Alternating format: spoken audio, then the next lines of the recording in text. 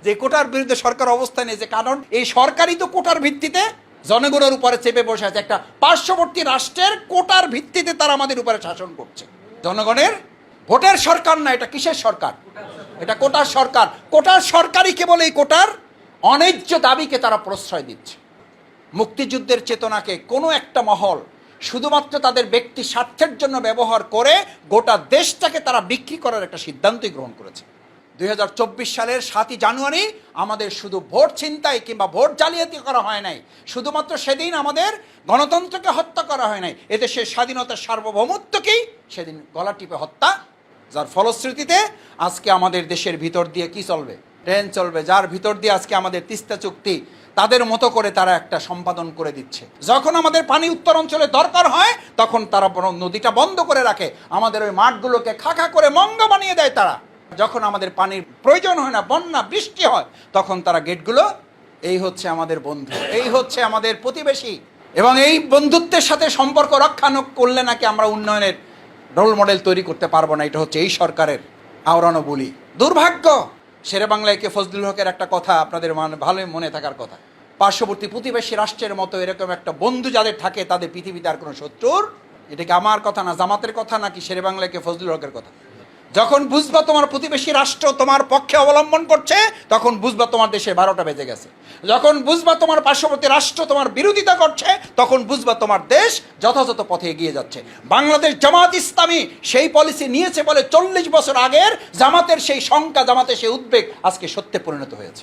উপস্থিত আজকের এই প্রোগ্রামের সম্মানিত ডেলিগেট, আমাদের প্রাণপ্রিয় এবং সম্মানিত বাছাইকৃত অগ্রসর কর্মী ভাইয়েরা, ভালো আছেন আপনারা সবাই? আলহামদুলিল্লাহ। আমরা আমাদের এই প্রিয় সংগঠন বাংলাদেশ জামাত ইসলামী এই কাফেলায় সম্পৃক্ত হয়েছি মূলত 3টি কারণ। কয়টি কারণ একটু বলেন? 3টি কারণ।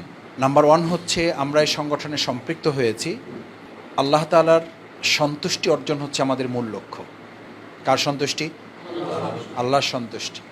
আল্লাহর সন্তুষ্টি অর্জন করতে পারলেই কেবল আপনি আপনার ছেলের সন্তুষ্টি অর্জন করতে পারবেন। এটা দুনিয়ার কথা বলতেছি। আল্লাহর সন্তুষ্টি অর্জন করতে পারলেই কেবল আপনি আপনার স্ত্রীর সন্তুষ্টি অর্জন করতে পারবেন।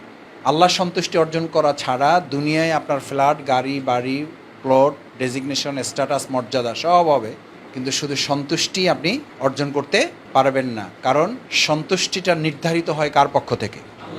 আল্লাহর পক্ষ থেকে। সেই জন্য আজকে এখানে যারা আমরা আছি, ইসলামী আন্দোলন হচ্ছে আল্লাহ তাআলার সন্তুষ্টির একটি বড় মাধ্যম। এই কাজ যারা করবে, ইন্নাল্লাযীনা আমানু ওয়াল্লাযীনা হাজারু ওয়া জাহাদু ফি সাবিলিল্লাহ, এই কাজ যারা করবে তাদেরকে বলা হয়েছে যে আল্লাহ তাআলার পক্ষ থেকে বিরহমাতিহি, তাদের জন্য রহমত, দারাজাতিন মিন ইনদাল্লাহ, আল্লাহর কাছে তাদের অনেক সম্মান এবং মর্যাদা নির্ধারিত করা আছে। শুধু তাই বলা হয় নাই, এর সাথে এটাও বলা হয়েছে যে অতঃপর যারা এই ইসলামী আন্দোলনে সামিল হলো, আল্লাহর দ্বীন কায়েমের কাজে সম্পৃক্ত হলো, তারপর যারা এখানে বায়াত গ্রহণ করলো, শপথ গ্রহণ করলো বা শপথ গ্রহণ করবে, তাদেরকে ফাবাশশির হুম, তাদেরকে কি দাও? সুসংবাদ দাও, তাদের জন্য সুসংবাদ। অতঃপর তারা যেন সুসংবাদে গ্রহণ করে এবং সুসংবাদের অধিকারী হয়। তাহলে আল্লাহ তাআলার পক্ষ থেকে কেউ সুসংবাদ পাওয়া মানেই হচ্ছে তিনি আল্লাহর সন্তুষ্টির একজন গোলাম বা তার বান্দা হিসেবে তিনি চিহ্নিত। যে কথা সূরা ফজরের 27 নম্বর আয়াতে বলা হয়েছে, ইয়া আইয়াতুহান নাফসুল মুতমাইন্না, সে সন্তুষ্ট চিত্তের অধিকারী হবে। সে সন্তুষ্ট চিত্তের অধিকারী হবে। তার বৈশিষ্ট্য কি? ফাদখুলি ফি ইবাদি, সে কার গোলাম হবে? ভালো করে বলেন। না টাকার, না সম্মানের, না মর্যাদার, না ফ্ল্যাট, প্লট, চাকরির, না ব্যবসার, না স্ত্রী সন্তানের ভালোবাসার। আমরা আজকে থেকে গোলাম কার? আল্লাহর গোলাম হলে আপনার জন্য আল্লাহর সন্তুষ্টিটা বরাদ্দ। আর সেই সন্তুষ্টির জন্যই আমরা তার গোলামি করতে চাই, আর তার গোলামি করার জন্যই বাংলাদেশ জামাত ইসলামীতে আমরা সম্পৃক্ত হয়েছি। আলহামদুলিল্লাহ। এখন সম্পৃক্ত হয়ে আপনি ইয়া আইয়াতুহান নাফসুল মুতমাইন্না, এই তার সন্তুষ্ট চিত্তের অধিকারী হতে পারার বৈশিষ্ট্য কি বলা হয়েছে? ফাদখুলি ফি ইবাদি, সে আল্লাহর গোলাম হবে। আর আল্লাহর গোলাম হলে আল্লাহর সন্তুষ্টি যদি সে নির্ধারিত করতে পারে, অদখুলি জান্নাতি, সুবহানাল্লাহ, সে শুধু আল্লাহর গোলামই হবে না, আল্লাহর সন্তুষ্টির অধিকারী হওয়া মানে সে কোথায় যাবে? পারা যাবে ইনশাআল্লাহ। ইনশাআল্লাহ। এটা হলো 1 নম্বর কথা, যে আমরা কার সন্তুষ্টির জন্য এই কাফেলায় এসেছি? এখন যদি সন্তুষ্টি অর্জন করতে গিয়ে এই কাজ করতে করতে করতে করতে যদি এই সমাজে আমরা কোনোদিন জামাত ইসলামী ক্ষমতায় গিয়েছে অথবা ইসলাম বিজয় হয়েছে এটা যদি আমরা দেখে যেতেও না পারি, তাতে কি আমাদের লাভ না লস? মানে আমাদের লসের কিছু নাই, কারণ আমাদের মূল টার্গেট যেটা, সেই টার্গেট যদি অর্জিত হয় আর চূড়ান্তভাবে যদি আমরা আল্লাহর সন্তুষ্টির মাধ্যমে জান্নাত লাভ করতে পারি, তাহলে আমরা সফল এবং আমরা চূড়ান্তভাবে বিজয়ী। আল্লাহ তাআলা আমাদের কবুল করুন। এটা হলো 1 নম্বর কথা। 2 নম্বর হলো, আল্লাহ তাআলা আপনাকে পৃথিবীতে পাঠিয়েছেন ইবাদতের জন্য এবং একই সাথে পরীক্ষার জন্য। ছাত্রদের দায়িত্ব 2টা, একটা হলো পড়ালেখাও করবে, আবার পরীক্ষাটাকে ধরেন ইবাদত হিসাবে, মানে পড়ালেখাটাকে ধরেন ইবাদত হিসাবে, আর পরীক্ষা কেন্দ্রে যাওয়াটাকে ধরেন পরীক্ষা হিসাবে। এখন কোনো ছাত্র যদি বলে যে আমি শুধু পড়াশোনা করব, টিউশনি করব, কোচিং করব, স্কুলে যাব নিয়মিত, কিন্তু পরীক্ষার সময় আমি হলে যাব না, কারণ পরীক্ষাকে আমি কি পাই? ভয় পাই। ছাত্র পাস না ফেল? আরে ভাই, ফেল হবে কেন? ফেল করতে তো পরীক্ষায় অংশগ্রহণ করা লাগে। ফেল দেখাইতে হইলেও পরীক্ষায় কি করা লাগে? অংশগ্রহণ করা লাগে। আর যদি পরীক্ষায় কেউ অংশগ্রহণই না করে, তাহলে সামনে লেখা থাকে উইথ হেল্ড, মানে এটা কি আছে? স্থগিত আছে। এ তো অংশগ্রহণই করে নাই। অংশগ্রহণ করছে 33 পায় নাই, সেটা হলো এক ধরনের কথা। তারটা কি দেখানো হয়? ফেল দেখানো। আর যদি কেউ অংশগ্রহণই না করে, তাহলে স্থগিত, মানে তার ইমানটাই স্থগিত, তার ছাত্রত্বই বাতিল। এখন আমরা যারা দুনিয়াতে এখন আসি, আমাদেরকে আল্লাহ 2টা উদ্দেশ্য, আল্লাহ দিয়ে খলাকাল মাউতা ওয়াল হায়াতা লিয়াবলুয়াকুম, হইতেও পারে পরীক্ষা, নাও হইতে পারে। এটার অর্থ কি এইটা? লিয়াবলুয়াকুমের অর্থ কি এইটা?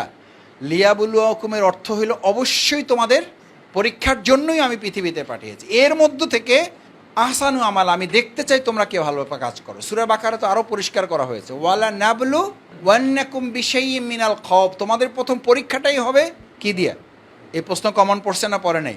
আল্লাহ তাআলা যে প্রশ্নপত্র এখন থেকে 1400 বছর আগে তৈরি করে দিয়ে দিছে, আমাদের প্রশ্নপত্র ফাঁস করে দিয়েছেন। এই জন্য ফাঁস করে দিয়েছেন যাতে কোনো ছাত্র এরপরও যদি কোনো কপাল পরা বদনসিব দুর্ভাগা ফেল করে, তো ওই দোষ কি ওই শিক্ষা প্রতিষ্ঠান, ওই শিক্ষকের না ছাত্রের? ওই দোষ কি শিক্ষকের, স্কুলের, না ছাত্রের? ছাত্র। আল্লাহ তাআলা 1400 বছর আগে আমাদের পাশ করানোর উদ্দেশ্যে দয়া করে, তিনি যে রহমান, তিনি যে রহিম, এটার অংশ হিসেবে আমাদের কোরআনে প্রশ্নপত্র কি করে দিয়েছেন? ওয়ালা নাবলু ওয়ান্নাকুম বিশাইয়্যিম মিনাল খাউফ, আমাদেরকে পরীক্ষা করা হবে, এবং প্রশ্ন কি কি তাও বলে দেওয়া হয়েছে। এবং সেই প্রশ্ন আমরা দেখতেছি যে কমনও পড়ছে। এরপরও যদি আমরা কেউ ফেল করি, এর চেয়ে বদনসিব আর কেউ হতে পারে না। তাহলে আমাদেরকে একই সাথে ইবাদতের জন্য এবং কিসের জন্য? পরীক্ষার জন্য। তার মানে হলো, কেউ শুধু ছাত্র হিসেবে পড়াশোনা করলো কিন্তু পরীক্ষা দিল না, সে যেমন ব্যর্থ। কোনো আল্লাহর বান্দা ইবাদত করলো, পরীক্ষায় অংশগ্রহণ করলো না, অথবা এমন ইবাদত করলো তার সামনে পরীক্ষায় আসলো না, তাহলে বুঝতে হবে কোনো ছাত্র পড়াশোনা করতেছে। আপনার ছেলে, আপনার সন্তানদের, মেয়েদের যে স্কুলে কলেজে দিয়েছেন, মাস পার হয়ে যায়, 6 মাস পার হয়ে যায়, বছর পার হয়ে যাইতেছে, পরীক্ষার কোনো তারিখ ছেলে বা মেয়ে বলে না, আপনি কি টেনশনে থাকেন না? থাকেন না? থাকেন কি কারণে? যে তার ছাত্রত্ব আছে কিনা এটা নিয়ে আপনি তখন কি করেন? সন্দেহ পোষণ করেন। দুনিয়ার জীবনে কোনো ছাত্রছাত্রীর সামনে পরীক্ষা না আসলে তার ছাত্রত্ব নিয়ে যেমন প্রশ্ন তৈরি হয়, সন্দেহ তৈরি হয়, উদ্বেগ উৎকণ্ঠা তৈরি হয়, ইমানদারের জীবনে ইমানের এই দাবি পালন করা কালে ইবাদতের মধ্যে সামিল থাকলে যে ইবাদতগুলো সে হক আদায় করে পালন করবে, এটা করার পর যদি তার সামনে ওয়ালা নাবলুওয়ান্নাকুম বিশাইয়্যিম মিনাল খাউফি ওয়াল জু'i ওয়া নাকসিম মিনাল আমওয়ালি ওয়াল আনফুসি ওয়াস সামারাত ওয়া বাশশিরিস সাবিরিন, এই পরীক্ষার প্রশ্নপত্রগুলো যদি কি ইমানদারের সামনে হাজির না হয়, তাহলে ওখানে ছাত্রত্ব নিয়ে যেমন প্রশ্ন তৈরি হবে, শঙ্কা, উদ্বেগ, উৎকণ্ঠা তৈরি হবে, এখানে ইমানের দাবি নিয়ে, ইমান আছে কিনা আদৌ, এইটা নিয়ে শঙ্কা, প্রশ্ন, উদ্বেগ, উৎকণ্ঠা তৈরি হবে না? হতে পারে। লোহা পিঠে সোনা করছে কেউ, এরকম ঘটনা আছে? তামা পিঠে সোনা করছে, এরকম ইতিহাস আছে? তা আপনারা ভালো মানুষ, এই ভালো মানুষদেরকে তো এখন পিটানো হবে, এই ভালো মানুষদেরকে আবার গরম থেকে পানিতে ফেলানো হবে, এই ভালো মানুষদেরকে আবার হাতুড়ি দিয়ে পিটাইতে পিটাইতে তারপরে তার ক্যারেট উন্নত করতে হবে। এখন আমরা 18 ক্যারেটে আছি, আমরা যাইতে চাই কোন ক্যারেটে? 22 ক্যারেটে। কেন যাইতে চাই? এই জন্য যাইতে চাই যে দুনিয়ার বাহাবা নেওয়ার জন্য। ওই যে প্রথম পয়েন্ট কি, কার সন্তুষ্টি? আল্লাহর সন্তুষ্টির জন্য। দুনিয়াতেই যদি পিটানো পাঠানোতে মর্যাদা থাকে, তাহলে এই পিটানো পাঠানোর উপরে কাল কিয়ামতে মর্যাদা হবে না ইনশাআল্লাহ? এই পিটানো পাঠানো, এই গরম, এই তারপরে হাতুড়ি, এই ধাক্কা আমরা সইতে পারবো ইনশাআল্লাহ? কারণ এটা সইতে হবে কিসের জন্য? জামাত ইসলামী করার জন্য। কারণ এটা কার ফায়সালা? আল্লাহ তাআলা আমাদেরকে প্রেরণ করেছেন এই 2টা উদ্দেশ্যে, একটা হলো তার ইবাদত করব, আর একটা হলো তার পরীক্ষায় তিনি আমাদেরকে, এটা দুনিয়াটার নামই হলো পরীক্ষা কেন্দ্র। দিস ইজ এক্সাম হল। এই এক্সাম হলে পরীক্ষা নির্ধারিত করা আছে, পরীক্ষার প্রশ্নপত্র ফাঁস করে দেওয়া আছে। এই পাশ করার মধ্য দিয়েই আপনাকে প্রমাণ করতে হবে যে আপনি আল্লাহ সন্তুষ্টির জন্য নিজেকে প্রস্তুত করার সিদ্ধান্ত নিয়েছেন। আল্লাহ আমাদেরকে প্রেরণ করেছেন কয়টা উদ্দেশ্যে? একটা হলো তার ইবাদত করা, আর একটা হলো তার পরীক্ষায় আমাদেরকে উত্তীর্ণ হওয়া। দুনিয়ার ইতিহাসে যেমন একজন ছাত্র পড়াশোনা করে পরীক্ষা অংশগ্রহণ না করলে তার ছাত্রত্ব বাতিল হয়ে যায়, ইমানের দৃষ্টিতে একজন ইমানদার যত ইবাদত বন্দেগী করুক কিন্তু পরীক্ষা অংশগ্রহণ করলো না, তার ইবাদতগুলো কি হয়ে যাবে? এটা একমত হইতে পারলেন না। এটা কি আমার কথা? কার কথা? আল্লাহ সুবহানাহু ওয়া তাআলার কথা। আল্লাহ সুবহানাহু ওয়া তাআলার ঘোষণা আছে, আহাসিবান নাস, তোমরা কেন মনে করো? এই যে আপনি মনে করেন, এই যে আমি মনে করি, মনে যাতে না করি, এই কথা আল্লাহ বলে দিয়েছেন। আহাসিবান নাস, মানুষ তুমি কেন মনে করো আইয়ুত্রাকু আইয়াকুলু আমান্না ওহুম লা ইফতানুন, তুমি বলবো আমি ঈমান আনছি, আমি নামাজ পড়ছি, আমি রোজা রাখছি, আমি হজ করছি, আমি যাকাত দিচ্ছি, আমি দাঁড়িয়ে রাখছি, আমি টুপি পড়ছি, আমি তেলাওয়াত করছি, আমি জিকির করছি, আমি তাহাজ্জুদ পড়ছি, আমার এবার ছেড়ে দেন, আমার সোজা ডাইরেক্ট জান্নাতে দিয়ে দেন। ওহুম লা ইফতানুন, অথচ তোমাকে আমি পরীক্ষা করব না। এই প্রশ্ন কার? জামাতের। এই প্রশ্ন ডাক্তার শফিকুর রহমান ভাইয়ের। কার এই প্রশ্ন? আল্লাহ সুবহানাহু ওয়া তাআলা। সুতরাং এই প্রশ্নের জবাবের জন্য আমাদের কি প্রস্তুতি নিতে রাজি আছি আমরা সবাই? ইনশাল্লাহ দেখি, ইনশাল্লাহ রাজি আছি আমরা সবাই। আমার ভাইয়ের আল্লাহ তাআলা হাতগুলো কবুল করুন। ঈমান থাকলে পরীক্ষা আসবে। মুক্তিযুদ্ধের চেতনাকে কোনো একটা মহল শুধুমাত্র তাদের ব্যক্তি স্বার্থের জন্য ব্যবহার করে গোটা দেশটাকে তারা বিক্রি করার একটা সিদ্ধান্তই গ্রহণ করেছে। এখন এটাকে একটা শুধুমাত্র স্বার্থ হাসিলের কি বানানো হয়েছে? রুদ্র মোহাম্মদ শহীদুল্লাহর একটা কবিতার লাইন আমি মাঝে মধ্যে বলি, যে মাঠ থেকে এসেছিল স্বাধীনতার ডাক, সেই মাঠে বসে এখন মাদক নেশার হাট। সেই দেশে কোটা আন্দোলন হবে না কি হবে? যে কোটার বিরুদ্ধে সরকার অবস্থান নিয়েছে, কারণ এই সরকারই তো কোটার ভিত্তিতে জনগণের উপরে চেপে বসে আছে। একটা পার্শ্ববর্তী রাষ্ট্রের কোটার ভিত্তিতে তারা আমাদের উপরে শাসন করছে। জনগণের ভোটের সরকার না, এটা কিসের সরকার? এটা কোটার সরকার। কোটার সরকারই কেবল এই কোটার অন্যায্য দাবিকে তারা প্রশ্রয় দিচ্ছে। কোটার সরকারের কাছে কোটা বিরোধী আন্দোলন সফল হবে কিনা আমি জানি না, তবে আন্দোলন আমাদের অব্যাহত রাখতে হবে। ছাত্রছাত্রীদের ন্যায্য অধিকার, মেধার অধিকার প্রতিষ্ঠা করতে হলে আমাদেরকে জনগণের একটা সরকার প্রতিষ্ঠা করা ছাড়া জাতির সামনে আসলে আর কোনো পথ খোলা। যেদিন ভোটের অধিকার হরণ হয়েছে সেদিন এই বাংলাদেশের মানুষের স্বাধীনতা সার্বভৌমত্বের অধিকারকে ছিনতাই করা হয়েছে। 2024 সালের 7ই জানুয়ারি আমাদের শুধু ভোট ছিনতাই কিংবা ভোট জালিয়াতি করা হয় নাই, শুধুমাত্র সেদিন আমাদের গণতন্ত্রকে হত্যা করা হয় নাই, এদেশের স্বাধীনতার সার্বভৌমত্বকেই সেদিন গলা টিপে হত্যা, যার ফলশ্রুতিতে আজকে আমাদের দেশের ভিতর দিয়ে কি চলবে? ট্রেন চলবে, যার ভিতর দিয়ে আজকে আমাদের তিস্তা চুক্তি তাদের মতো করে তারা একটা সম্পাদন করে দিচ্ছে। যখন আমাদের পানি উত্তর অঞ্চলে দরকার হয় তখন তারা নদীটা বন্ধ করে রাখে, আমাদের ওই মাঠগুলোকে খাখা করে মঙ্গা বানিয়ে দেয় তারা। যখন আমাদের পানির প্রয়োজন হয় না, বন্যা বৃষ্টি হয়, তখন তারা গেটগুলো, এই হচ্ছে আমাদের বন্ধু, এই হচ্ছে আমাদের প্রতিবেশী, এবং এই বন্ধুত্বের সাথে সম্পর্ক রক্ষা করলে নাকি আমরা উন্নয়নের রোল মডেল তৈরি করতে পারবো না। এটা হচ্ছে এই সরকারের আওড়ানো বলি। দুর্ভাগ্য। শেরে বাংলায় কে ফজলুল হকের একটা কথা আপনাদের ভালোই মনে থাকার কথা, পার্শ্ববর্তী প্রতিবেশী রাষ্ট্রের মতো এরকম একটা বন্ধু যাদের থাকে তাদের পৃথিবীতে আর কোনো শত্রুর। এটা কি আমার কথা না, জামাতের কথা, নাকি শেরে বাংলায় কে ফজলুল হকের কথা? যখন বুঝবা তোমার প্রতিবেশী রাষ্ট্র তোমার পক্ষে অবলম্বন করছে তখন বুঝবা তোমার দেশে 12টা বেজে গেছে। যখন বুঝবা তোমার পার্শ্ববর্তী রাষ্ট্র তোমার বিরোধিতা করছে তখন বুঝবা তোমার দেশ যথাযথ পথে এগিয়ে যাচ্ছে। বাংলাদেশ জামাত ইসলামী সেই পলিসি নিয়েছে বলে 40 বছর আগের জামাতের সেই শঙ্কা, জামাতের সেই উদ্বেগ আজকে সত্যে পরিণত হয়েছে। যে শঙ্কা জামাত উদ্বেগ প্রকাশ করেছিল সেই কথা এখন প্রতি লাইনে লাইনে না, অক্ষরে অক্ষরে, দাড়ি কমা সেমিকলন অনুযায়ী সেগুলো এখন সত্যে। ইনশাআল্লাহ আমরা আমাদের এই স্বাধীনতা সার্বভৌমত্ব আমরা ঈমান রক্ষায় যেমন সিদ্ধান্ত নিয়েছি আল্লাহ সন্তুষ্টি অর্জনের জন্য, দেশের স্বাধীনতা সার্বভৌমত্ব রক্ষায় আমাদের যদি জীবন বাজি রাখতে হয়, জীবন বাজি রেখে স্বাধীনতা সার্বভৌমত্ব রক্ষায় আল্লাহ সন্তুষ্টির জন্যই আমরা ঈমান রক্ষার মতো এই দেশের স্বাধীনতা রক্ষার জন্য আমরা লড়াই সংগ্রাম করবো ইনশাআল্লাহ। এই স্বাধীনতা সংগ্রামের অকুতোভয় সৈনিক হিসাবে ভূমিকা পালন করেছিলেন বলেই টিপাই মুখবাদের বিরুদ্ধে আমাদের নেতৃবৃন্দ যখন লক্ষ লক্ষ মানুষের সমাবেশ করেছিলেন সেই টার্গেট নিয়েই আমাদের নেতৃবৃন্দকে ফাঁসি দেওয়া হয়েছে। আজকে সর্বশেষ আন্তর্জাতিক পর্যবেক্ষক মহল, আপনারা দেখেছেন ইউটিউবে সংবাদ মাধ্যমগুলোতে এসেছে যে আন্তর্জাতিক পর্যবেক্ষক মহল মানে তাদের মতামত দিয়েছে, আদালতের রায় আমাদের সামনে এসেছে যে বাংলাদেশে যে ট্রাইব্যুনালে রায় দেওয়া হয়েছে সেই রায়ে বিচারকদের কোনো স্বাধীনতা ছিল না। এই কথা আমরা বহু আগে বলেছি, আর এখন আন্তর্জাতিক পর্যবেক্ষক মহল এই সিদ্ধান্ত জানিয়েছে। ইনশাআল্লাহ এই বিচারিক হত্যাকাণ্ডের মাধ্যমে আমাদের নেতৃবৃন্দকে যারা অন্যায়ভাবে ফাঁসি দিয়েছেন তাদের বিচার জনগণে বাংলাদেশের মাটিতে একদিন করবে। আমরা এই স্বাধীনতা সার্বভৌমত্ব রক্ষায় অতন্দ্র প্রহরী ভূমিকা পালন করতে চাই ইনশাআল্লাহ। কারণ ঈমান রক্ষা করার মধ্য দিয়েই এদেশের স্বাধীনতা রক্ষা করার হেফাজতের গ্যারান্টি দেওয়া হবে। ঈমানই হচ্ছে, ইসলামই হচ্ছে দেশের স্বাধীনতা সার্বভৌমত্বের একমাত্র গ্যারান্টি, রক্ষা কবচ। এটা ছাড়া এর কোনো বিকল্প। তাহলে ইবাদত এবং পরীক্ষার জন্য আমরা প্রস্তুত আছি ইনশাআল্লাহ। এটা যদি করতে পারেন তাহলে পরীক্ষার 1 নম্বর বললাম আমরা পরীক্ষা দিতে প্রস্তুত আছি। 2 নম্বর কি বলেছি? সিলেবাস। ইনশাআল্লাহ সিলেবাস কমপ্লিট করবেন। 3 নম্বর হলো আপনি যে পরীক্ষার জন্য প্রস্তুতি নিয়েছেন এটা বোঝার জন্য। আপনি নিজে রোকন হতে চান, আপনি নিজে রোকন হবেন, তাহলে আপনি কর্মী থেকে রোকন হবেন, তাহলে একজন কর্মী ঘাটতি হবে না? তাহলে আপনার কাজ হচ্ছে আপনি টার্গেট করবেন জান্নাত, জান্নাতের টার্গেটই আপনি একজন কর্মী টার্গেট করবেন। জান্নাতের টার্গেটই আপনি একজন সদস্য প্রার্থী হওয়ার পর আপনি একজন সদস্য প্রার্থী টার্গেট, আপনি কর্মী টার্গেট করবেন না। টার্গেট করবেন কি?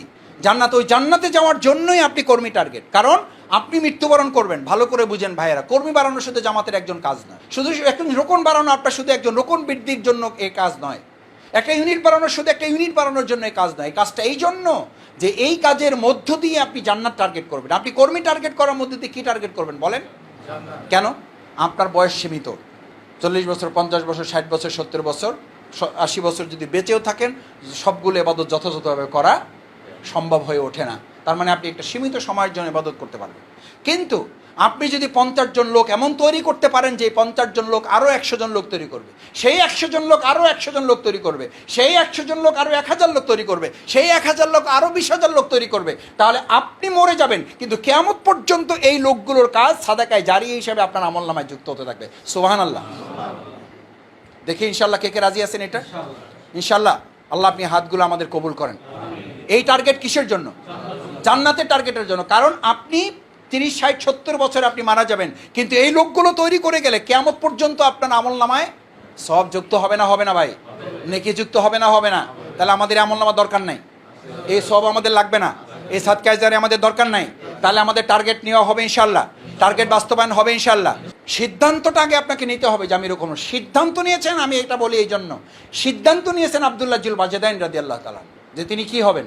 শহীদ হবেন, যুদ্ধ করবেন এবং বিনা হিসেবে তিনি জান্নাতে যাবেন। এই সিদ্ধান্ত নিয়েছেন, আল্লাহ তাআলা ওই সিদ্ধান্তের হাতকে কবুল করেছেন। সুবহানাল্লাহ। শাহাদাতের মর্যাদা দিয়েছেন। কোনো যুদ্ধ তার ভাগে আসে নাই, তার নসিবে আর জোটে নাই, ওই অবস্থাতে তিনি ইন্তেকাল করেছেন। কোনো যুদ্ধ করেন নাই, যুদ্ধের মাঠে যাইতে পারেন নাই, ইন্তেকাল করেছেন। রাসূল সাল্লাল্লাহু আলাইহি ওয়াসাল্লাম তার জানাজার ইমামতি করেছেন। সুবহানাল্লাহ। তার কবর কফিন নামানোর জন্য রাসূল সাল্লাল্লাহু আলাইহি ওয়াসাল্লাম কবরে নেমেছেন। আবু বকর ওমরের মতো সাহাবীদেরকে উঠে আসতে বলেছেন। কবরে কফিন নামাতে গিয়ে বলেছেন, আদাবান ইলা আখাকুমা, তোমার এই ভাইয়ের কফিন নামানোর ক্ষেত্রে তোমরা অত্যন্ত সতর্ক, আদব যত্নের সাথে নামাও। আবু বকর ওমরের মতো সাহাবীগণ জিজ্ঞেস করলেন, ইয়া রাসূলুল্লাহ, কোন কফিন?